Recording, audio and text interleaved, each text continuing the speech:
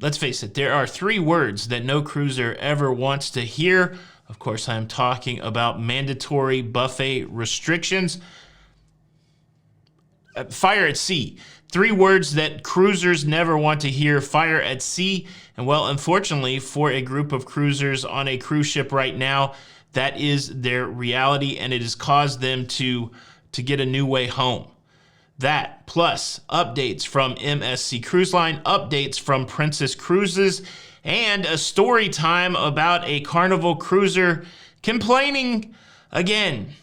Wait till you hear about what. Cruise news and my views. Let's talk about it.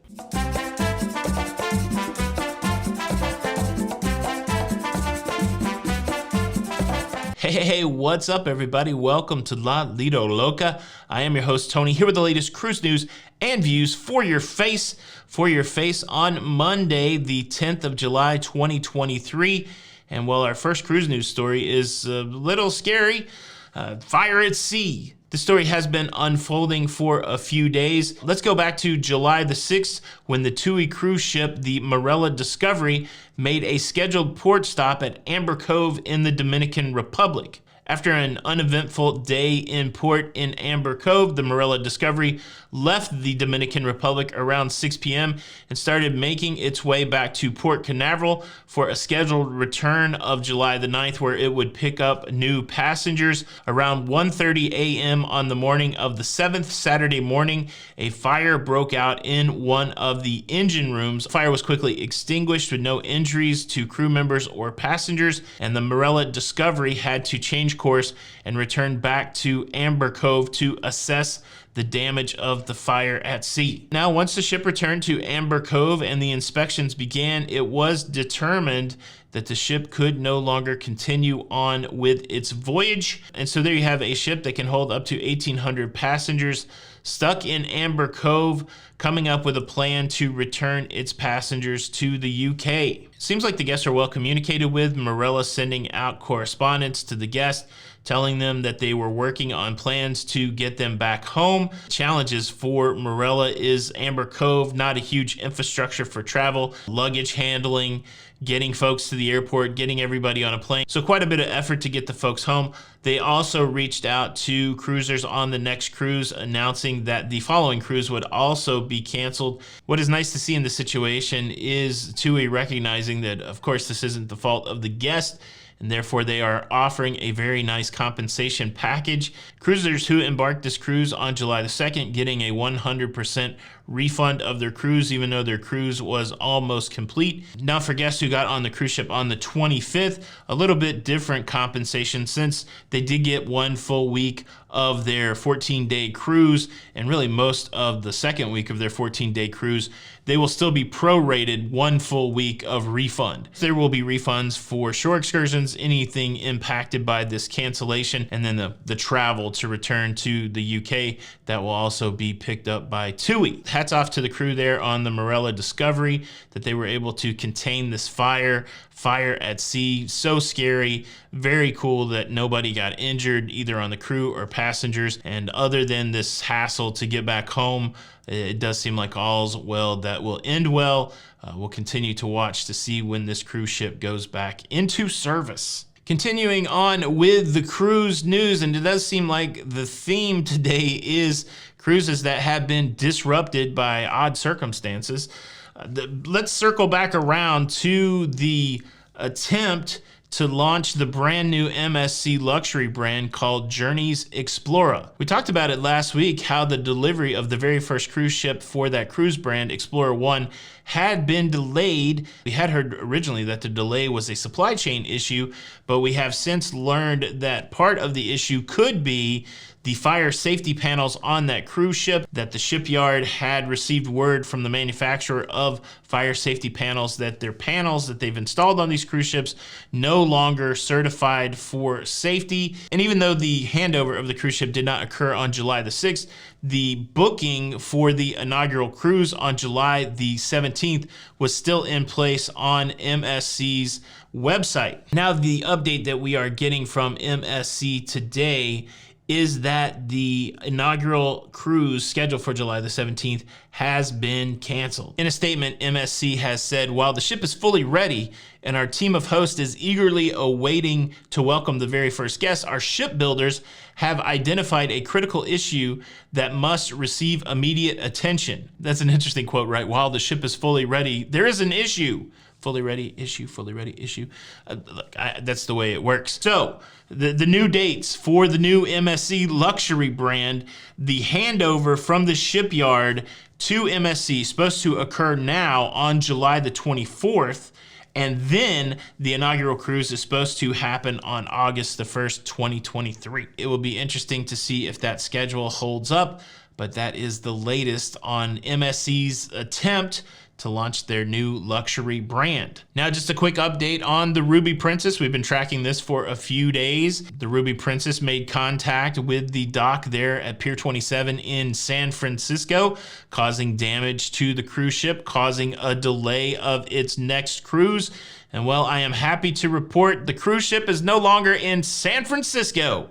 The cruise ship was approved to sail, and now it's doing its modified itinerary to Alaska. One piece of compensation I failed to mention yesterday in the show is not only people who decided to leave the cruise ship, not only would they get a 100% refund of their money, but they would also get a 50% future cruise credit. It was good for people that didn't want to take the cruise. It was even better for people that did want to take the cruise, but it really demonstrates Princess going out of their way to compensate for this freak accident of the cruise ship hitting the pier in San Francisco. Anybody out there that's watching this from the Ruby Princess, I hope you have a good couple days in Alaska and that your journey continues forth uneventful like in style stuff.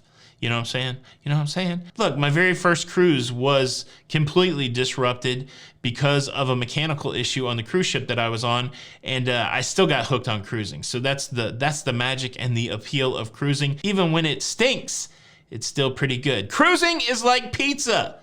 When it's good, it's really good, and when it's bad, well, it's still pretty good. There's a lot of words that you can use in that phrase, but we'll say cruising today. How about that? All right. Let's talk about another crazy complaint coming from a Carnival cruiser. To be fair, it is easy to go and find these complaints from Carnival cruisers. It's one of the most cruised cruise lines in the world. They have a huge social media presence. They even put out their own paid employee out in front of the public to field questions and talk about stuff. And so it's easy to find these complaints. My commitment to this in the spirit of fairness, I'm going to start digging around some of these other social media groups to find the crazy complaints from other cruisers on other cruise lines.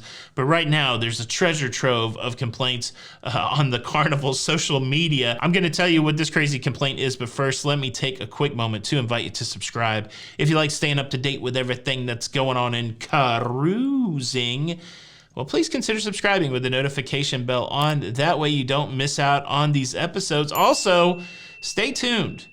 There's change coming to this YouTube channel and others. All right, here's the complaint. There was a very upset person who wrote to brand ambassador John Heald complaining that on the 4th of July, on the day that the United States celebrates its independence, said cruiser took out a U.S. flag and hung it from his balcony in a show of patriotism and love for the us, the U.S., the USA, the USA, America. And he was distraught to find out that when he had left his cabin and his room steward came in and performed his room steward duties, the room steward had ceremoniously removed the American flag that they had affixed to the balcony. And their accusation is that it was anti-American, that it was the wrong thing to do. How dare you, finger wagging, how dare you? How dare you remove my American flag?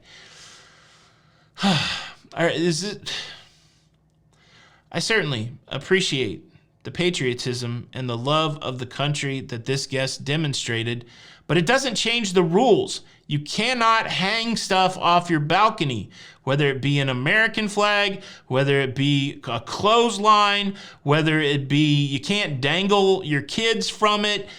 You cannot hang stuff on the balcony. And so